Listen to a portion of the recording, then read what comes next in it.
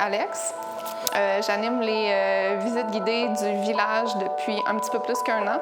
Donc, en fait, moi, je m'implique à la Coalition montréalaise des groupes jeunesse LGBT. Donc, c'est cette coalition-là qui porte l'organisation des marches critiques du village. En fait, ça se veut un moyen d'apporter un regard différent sur le village.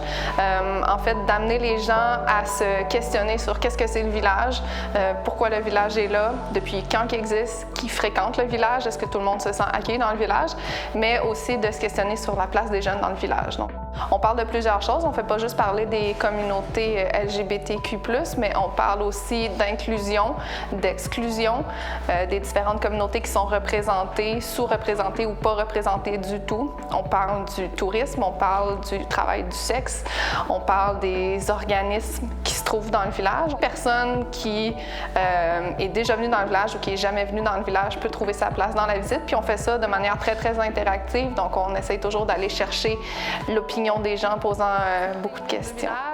Ça dépend de où on se positionne. Il y en a qui vont dire que c'est Sainte-Catherine entre Saint-Hubert et Papineau. Il y en a d'autres qui vont dire que c'est un quadrilatère qui s'étend de René-Lévesque au sud, Ontario au nord, Saint-Hubert à l'ouest et Papineau à l'est. Il y en a d'autres qui vont dire que c'est lac Sainte-Catherine-Amherst. Donc, ça varie vraiment des différents points de vue. Le village ne s'est pas toujours trouvé à cet endroit-là.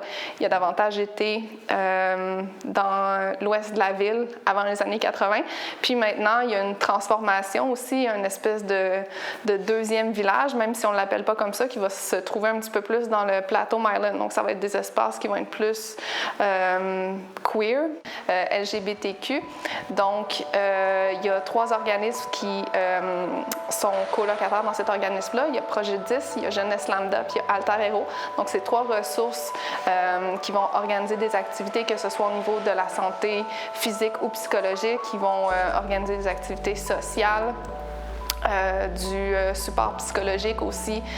Ils vont donner du matériel, autant du matériel de santé que pour l'identité de genre. On s'arrête toujours à la station Métro Beaudry. Bon, là, présentement, elle est en rénovation, mais on fait quand même un arrêt. Puis, c'est un endroit où est-ce qu'on va parler de personnes dites indésirables, donc les personnes qui flânent, les personnes qui sont en situation d'itinérance, les groupes de jeunes qui vont faire des petits attroupements, surtout en été. Donc, c'est un endroit où est-ce qu'on va parler les forces policières qui sont souvent là à faire de la surveillance ou même à aller faire des interventions. Pendant l'été, on voyait souvent des policiers, justement, qui étaient en train de faire des interventions de soit aller réveiller une personne qui était en train de dormir dans le parc ou d'aller voir les jeunes, voir qu'est-ce qu'ils faisaient. Puis on amenait les gens à se questionner sur, c'est quoi un endroit sécuritaire, finalement? Est-ce que vous, une personne qui dort sur un banc, ça fait en sorte que vous n'êtes pas en sécurité? Ou est-ce que le fait qu'il y ait des policiers, ça fait que vous vous sentez plus en sécurité? Quand on fait l'arrêt de la visite à cet endroit-ci, c'est pour aborder les années de la crise du sida, donc principalement dans les années 90.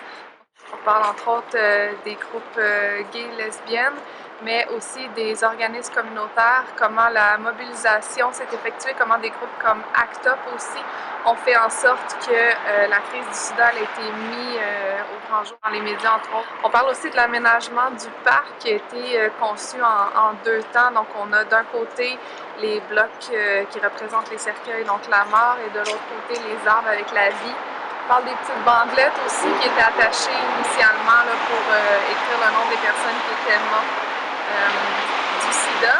Le fait qu'on ne parle plus nécessairement du sida en 2018, notamment à cause de l'absence des cours d'éducation sexuelle dans l'école, ça fait en sorte qu'il y a quand même des nouvelles maladies. On se dirige vers une murale qui est sur la ruelle Sainte-Rose entre Plessis et Panay. Donc c'est une murale qui est faite basée sur un poème de Denis Vanier. Et lui, c'était un artiste là, avec sa conjointe José Yvon. Donc c'est un endroit où est-ce qu'on parle de répression policière.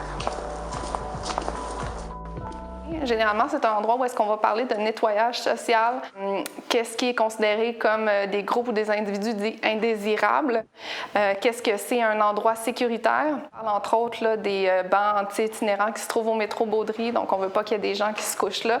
Souvent, il y avait des gens qui étaient assis dans ces espaces-là, il y avait des policiers qui tournaient autour, où il y avait des attroupements de jeunes qui pourraient être ciblés par les forces policières parce que justement, il y avait soit des vêtements ou une attitude, certaines caractéristiques dites plus marginales.